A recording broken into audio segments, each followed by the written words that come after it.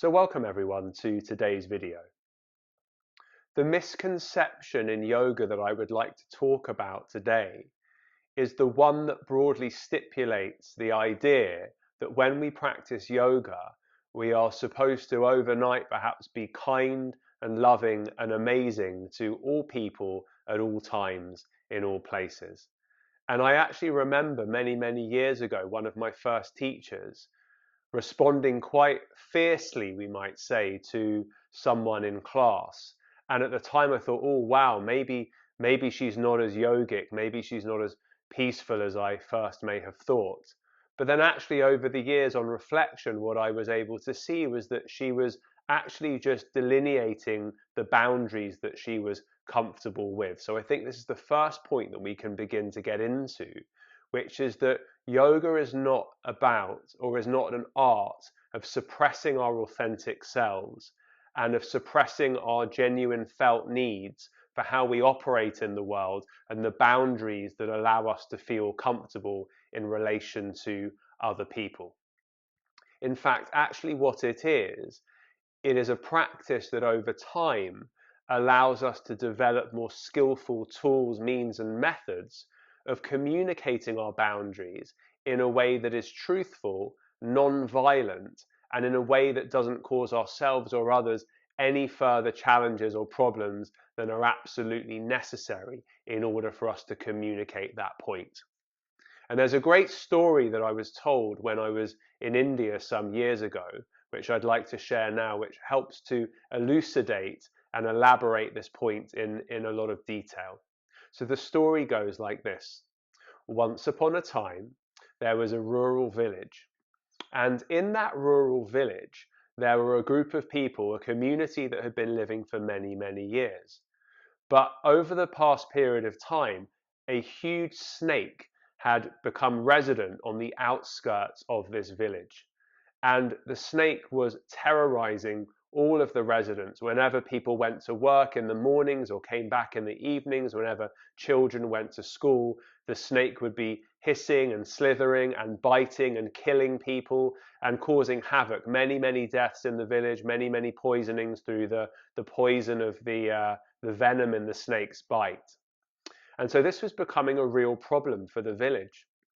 And so one day a great yogi that was known to the village was passing through the area, and he came to visit and asked how everything was. And they revealed the fact that they were having this challenge with the snake that had taken up residence on the outskirts of their village and was causing all kinds of havoc and making their lives very difficult to lead. So they asked the yogi if he could go and do something and maybe speak to the snake and see what could be done. So of course the yogi accepted the challenge, and he went to speak to the snake, as great yogis do, and basically told the snake to chill out. He uttered some mantras, he had a word, and the snake agreed that he was no longer going to attack and be as venomous, literally, to all of the people in the village. So feeling like his work was done, the yogi set off on his way. Some months later, he was returning back through the same route and thought that he'd like to visit the village again just to see how things were going.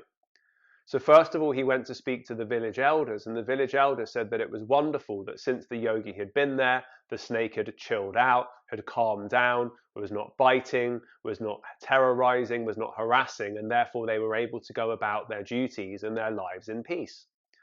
So after hearing this, the yogi also went to speak with the snake, and when he found the snake was living under a tree and looked totally disheveled. Its skin was in tatters, it looked thin and emaciated and looked generally in a terrible state. And the yogi sort of cried out, "What's going on? The last time I saw you, you were so healthy."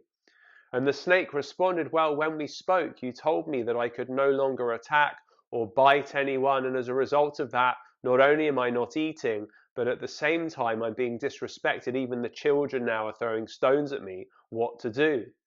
And the yogi looked at him and said, "Dear friend, I told you not to bite, but I didn't tell you not to hiss." So just reflect on that story for a moment and think about what it means in terms of our theme or our topic for today, which is this idea that as we practice yoga, somehow we might suppress all of the feelings that we have or the ways in which we might want to define our boundaries, the way in which we might express our valid and heartfelt opinions.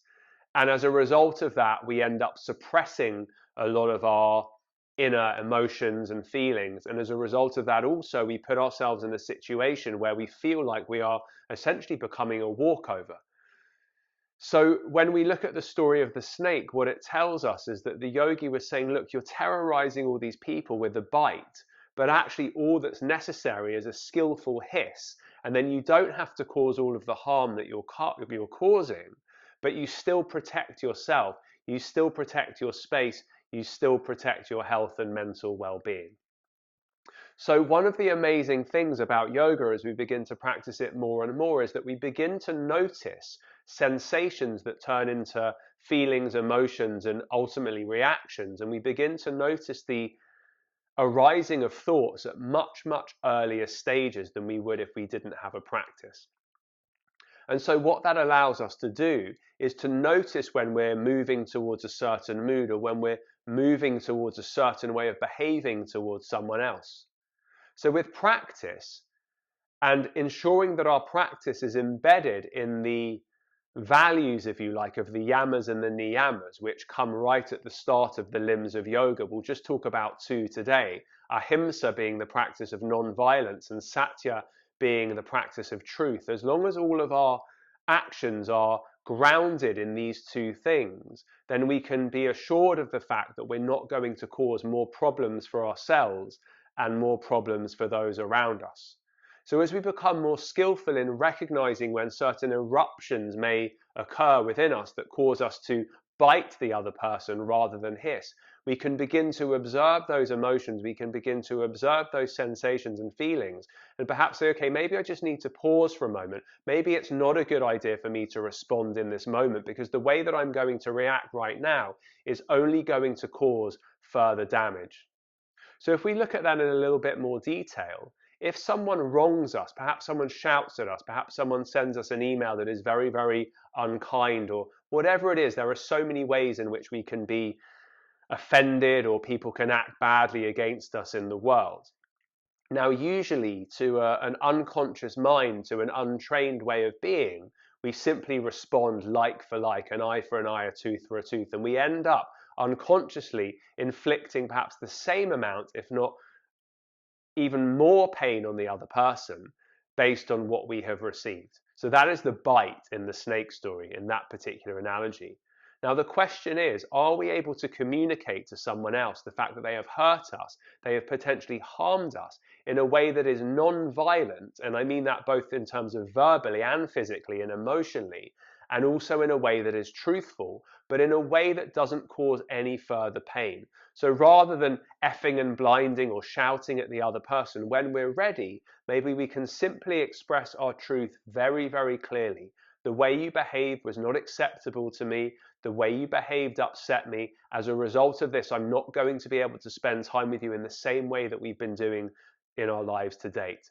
And we can get our point across, we can get our truth across in a way that not only is clear and perhaps even more impactful than when we are shouting. When we are shouting or when we are also flinging abuse to the other person in response to their abuse to us, all we are doing is creating more suffering in the world. We create more suffering for the other person.